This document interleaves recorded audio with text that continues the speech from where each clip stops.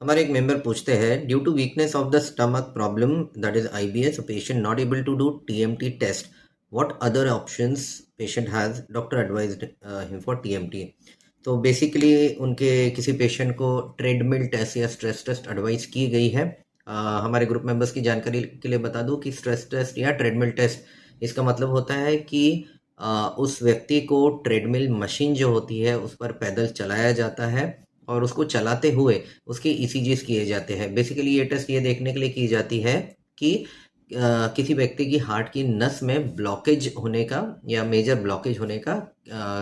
Chance तो नहीं है। अगर किसी के हार्ट की नस में मेजर ब्लॉकेजेस होंगे तो ट्रेडमिल मशीन पे चलते हुए जो उनके ईसीजीज किए जाते हैं, ये ईसीजीज में धीरे धीरे एबनॉर्मेलिटी आने लगती है। तो अब इनके जान पहचान वाले को जो ट्रेडमिल का टेस्ट एडवाइस किया गया है, किसी कारण से वो नहीं कर पा रहे हैं, तो वो जानना चाहते हैं कि क्या कोई दूसरे ऑप्शंस अवेलेबल है ट्रेडमिल टेस्ट के अलावा। तो दूसरे ऑप्शंस डेफिनेटली है अवेलेबल। जैसे एक टेस्ट है जिसको हम कहते हैं डोबीटामिन स्ट्रेस इको। अगर कोई व्यक्ति पैदल चलने में असमर्थ है, उनको पैर का कुछ प्रॉब्लम है, घुटने की प्रॉब्लम है, या उनके बेसलाइन ईसीजी में ऑलरेडी कुछ प्रॉब्लम है जिसकी वजह से ईसीजी में प्रोग्रेसिव एबनॉर्मेलिटी पहचानना मुश्किल हो सकता है, तो ऐसे सिचुएशन में ये डोब्यूटामिन स्ट्रेस इको कराया जा सकता है, जिसमें जिस तरह ट्रेडमिल टेस्ट में पेशेंट को पैदल चला के उनके हार्ट रेट को बढ़ाया जाता है, डोब्यूटामिन स्ट्रेस इको में उस व्यक्ति को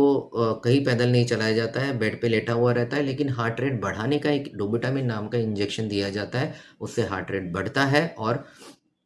फिर जो चेंजेस है ये हम ईसीजी में नहीं देखते हैं बल्कि 2D इको करके देखते हैं कि 2D इको में कुछ हार्ट में वीकनेस डेवलप हो रही है क्या, जैसे जैसे हार्ट रेट बढ़ रहा है उसके साथ में, वो भी एक साइन हो सकता है ब्लॉकेज का। इसके अलावा दूसरे भी स्कैन्स हो सकते हैं, जैसे एक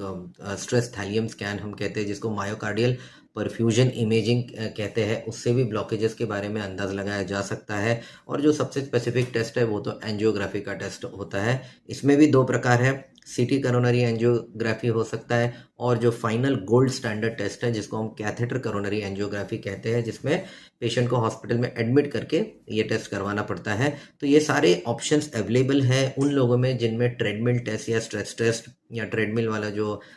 टेस्ट है वो नहीं करवाया जा सकता है। अब आपके पेशेंट के लिए इनमें से क्या सूटेबल है, उसके लिए तो आपके कार्डियोलॉजिस्ट ने